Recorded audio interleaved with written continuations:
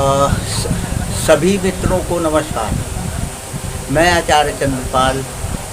अपने YouTube channel पर आप सभी का वेलकम करता हूँ। मित्रों, आज मैं ज्योतिष के संबंध में कल घटित होने जा रहे एक विशेष घटनाक्रम के संबंध में होने वाले फलित की जानकारी देने के उद्देश्य से आप लोगों के समक्ष आया हूँ। यह जानकारी सभी 12 राशियों के जातकों के लिए विशेष रूप से लाभकारी और मतलब अच्छे और बुरे फल देने की योग्यता रखती है। और ये जो जानकारी मैं देने जा रहा हूँ वह हमारे काल पुरुष कुंडली में शामिल धन के, कुटुंब के, परिवार के और सप्तम भाव के यानी शादी के, साझेदारी के जो हमारे जीवन काल में जिनके माध्यम से हम सहयोग करके जो है अपने जीवन को आगे बढ़ाते हैं, वह लग्जरी गाड़ी, लग्जरी वाहन, लग्जरी रहने का स्थान, धन संपत्ति, सोना चांदी आदि, और सबसे ज़रूरी विवाह और प्रेम से संबंधित ग्रह के विषय में है। और सभी प्रकार के जो हमारे लगाव आदि होते, प्रेम आदि होता है, इसका कारक है। यानी हम बात कर रहे हैं काल पुरुष कुंडली के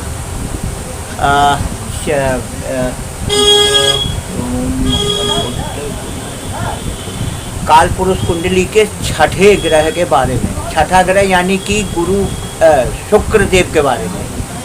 जो सुंदरता के, लग्जीरियस के, सोने चांदी के, जेवर आदि के, सजावटी मटेरियल के, इन सब चीज़ों के कारक हैं। तो उनके विषय में घटित होने जा रही कल की एक प्रमुख घटनाक्रम के विषय में मैं आप लोगों को जानकारी देने के लिए प्रस्तुत हुआ हूँ। अगर मेरी जानकारी जो ज्योतिष के संबंध में है, यदि आपको मेरी जानकारी अच्छी लगे तो उसे अपने मित्रों में, अपने परिजनों में और अपने निकट सहयोगियों से उस विषय की चर्चा करें, और हो सकता है आपकी सलाह उनके लाभ की हो।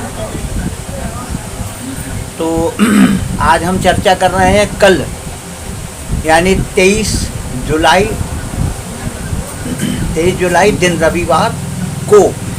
काल पुरुष कुंडली के छठवें ग्रह शुक्र के सिंह राशि में वक्री होने के बारे में। यानी कि कल रविवार को शुक्र ग्रह सुबह 7:10 पर सिंह राशि में 4 अंश 25 कला और 15 विकला पर केतु के मघा नक्षत्र के द्वितीय चरण में, केतु के मघा नक्षत्र के द्वितीय चरण में,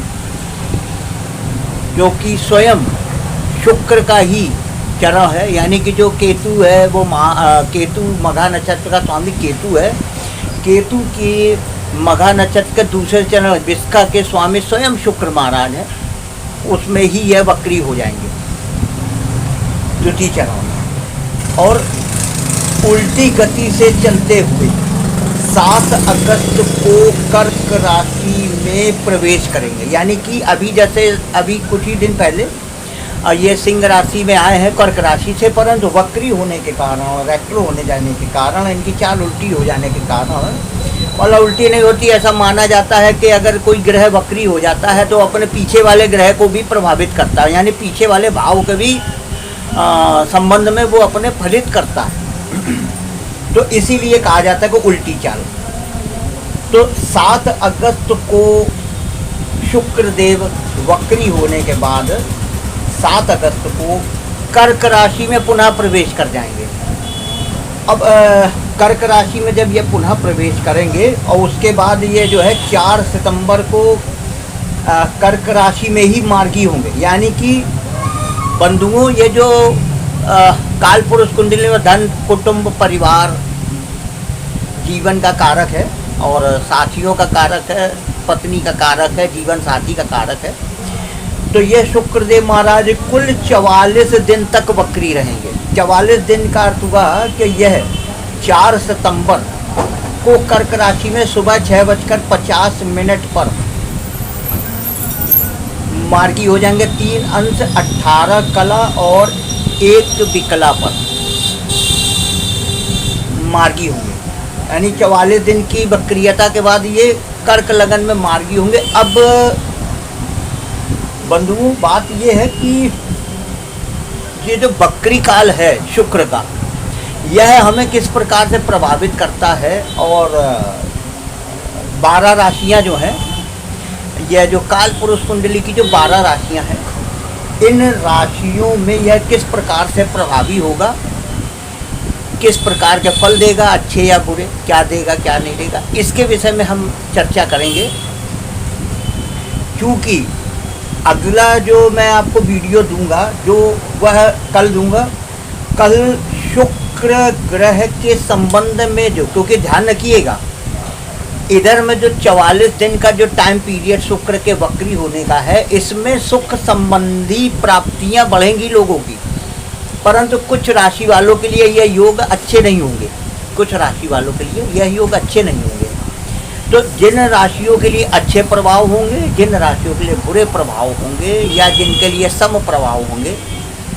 उनके विषय में मैं आपको अगले वीडियो में चर्चा करूंगा। आज यह वीडियो मेरा इतने ही पर, इसी पर मैं समाप्त कर रहा हूं। आगे जो कल वीडियो मैं बनाऊंगा उसमें आप लोगों को शुक्र ग्रह के मेष राशि से, वृषभ राशि से, मिथुन राशि से, कर्क राशि से, सिंह राशि से, कन्या राशि से, और बाकी जो भी राशियां हैं 12, इनको किस प्रकार के लाभ होंगे, किस प्रकार के काम रुकेंगे, किस प्रकार से परेशानियां होंगी, यह सब मैं आपको डिटेल में जानकारी देने के प्रयास करूंगा। और मैं जब भी आप लोगों के सामने आऊंगा, यानी कि भाई देखिए, ऐसे बहुत सारे चैनल आदि हैं यूट्यूब पे, अनेक विद्वानों द्वारा संचालित किए जा रहे हैं, जिसमें कुंडली बनाने की प्रक्रिया बताई जाती है। कुंडली कैसे फलित, कैसे उसको वो करें, आप बनाएं, कैसे क्या किया जाता है, कुछ कॉम्बिनेशन आदि बताए जाते हैं। परंतु मैं जो आपको कॉम्बिनेशन दूंगा, मैं जो आपको फलित करने की कोशिश करूंगा क्रम से, मुझे पूरा यकीन है कि मैं वो आपको देने का प्रयास करूंगा, जानकारियाँ मैं वो देने के प्रयास करूंगा जो शायद किसी किताब में नहीं है। शायद का मतलब ये है कि क्योंकि ये मेरा अनुभव है, मतलब मैं जो मैंने अनुभव हासिल किया है, जो मैंने, अब जैसे मान लीजिए एक सिंपल सी बात बोलता हूँ, अनुभव के विषय से बात करें अगर हम, तो देखिए ऐसा है, काल पुरुष की कुंडली में हम जो हमारा जो बेस है वो 12 राशि, 12 भाव, 27 नक्षत्र, वैसे 28 नक्षत्र होते हैं, परंतु 27 नक्षत्रों को ही गणना में लिया जाता है। ठीक है, तो 27 नक्षत्र, 108 उनके चरण,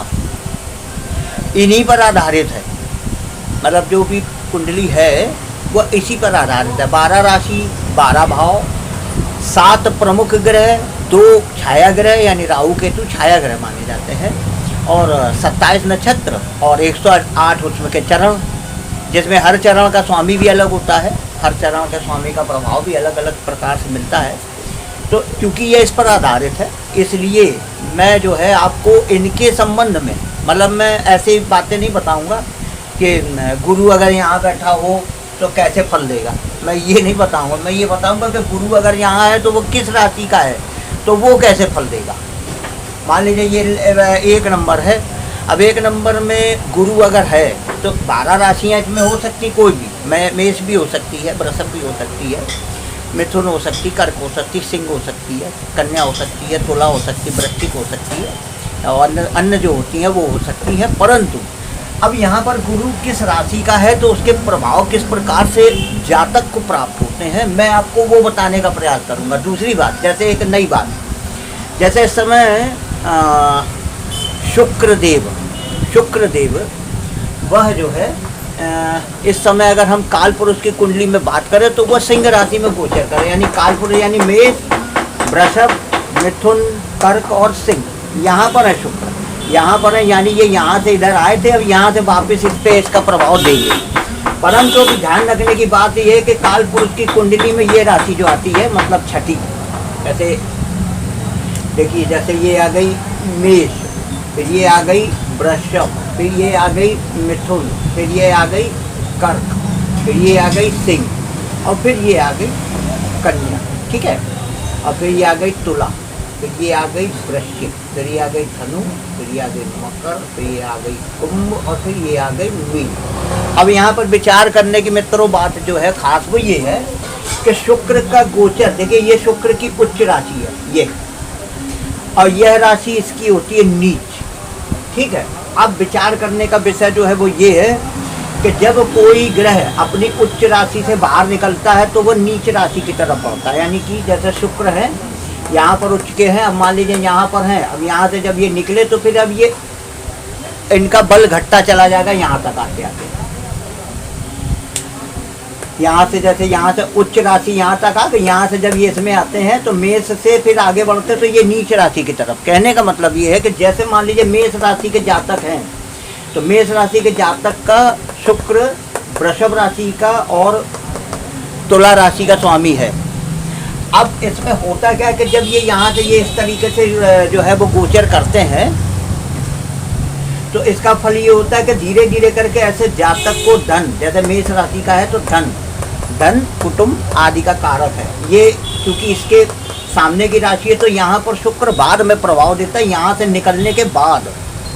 यहाँ से जब वो निकलेगा ना तब इस पारे भाव पर प्रभाव करेगा। अब यहाँ पर क्या है कि जैसे ये दूसरे घर का स्वामी है और ये लगातार नीच राशि की तरफ बढ़ रहा है, तो मेष राशि के जातकों को जब शुक्र लगन से बाहर निकल के यहाँ तक आता है तो लगातार उनको धन के संबंध में कमियां आती चली जाती हैं,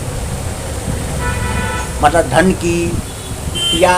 अब ये क्या है कि घर का भी है और धन का भी है, तो लगातार यहाँ तक शुक्र आएगा तो यहाँ तक कमियां उत्पन्न होंगी। अब एक दूसरा प्रयोग है वो ये है कि मान लीजिए ये नीच राशि में आता तो परेशानियां प्रदान करता है, लेकिन ये वक्री होकर यहाँ जा रहा है, यहाँ जा रहा है का मतलब ये हुआ कि एक प्रकार से इसके जो नीच यानी कि मेष राशि के लोगों के जो जीवन में नीच प्रभाव होने की तरफ गति बढ़ रही थी ना, मतलब धन के संबंध में पारिवारिक समस्याएं आदि के विषय को लेकर के जो उनको परेशानियां होने के योग बन रहे थे मेष राशि वालों के, वह अचानक से कम हो जाएंगे, अचानक से कम हो जाएंगे और उनके पास जो काम धन के संबंध में या परिवार की ज़रूरतों के हिसाब से जो काम इनके अटक रहे होंगे, फंस रहे होंगे, दिक्कत कर रहे होंगे, वो सुधार में आ जाएंगे। यानी ये जो शुक्र का जो गोचर में शुक्र का जो गोचर वक्री काल का हो रहा है, यह मेष राशि के लोगों के लिए लाभकारी है, मतलब मेष राशि वालों के लिए नुकसान का नहीं है। हाँ, बाकी और मैं अन्य लोगों के विषय पे आपको अन्य राशियों के विषय में मैं कल वीडियो बनाऊंगा। तो मुझे उम्मीद है कि आप लोगों को मेरा वीडियो पसंद आएगा, आप लोग इसको देखें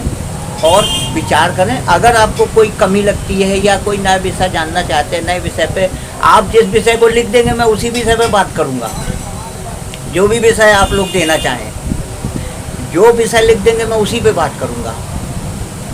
तो ये हमारा वर्मा ब्लॉगर के नाम से हमारा चैनल है ज्योतिष का, तो मैंने ज्योतिष नाम दिया नहीं है कि मैं इसको ज्योतिष शब्द जोड़ दूँगा। तो मित्रों, आपको अगर अच्छी लगे मेरी वीडियो तो मुझे मेरे चैनल को लाइक कीजिएगा और सपोर्ट कीजिएगा हमें, ताकि मैं आपको आपकी कुंडलियों के संबंध में कोई भी जानकारी आप मांगे तो मैं उसे अच्छे से दे सकूँगा। तो हमारा जो है सपोर्ट करें। अगली वीडियो में मैं आपको कल हाजिर होऊंगा, ठीक है।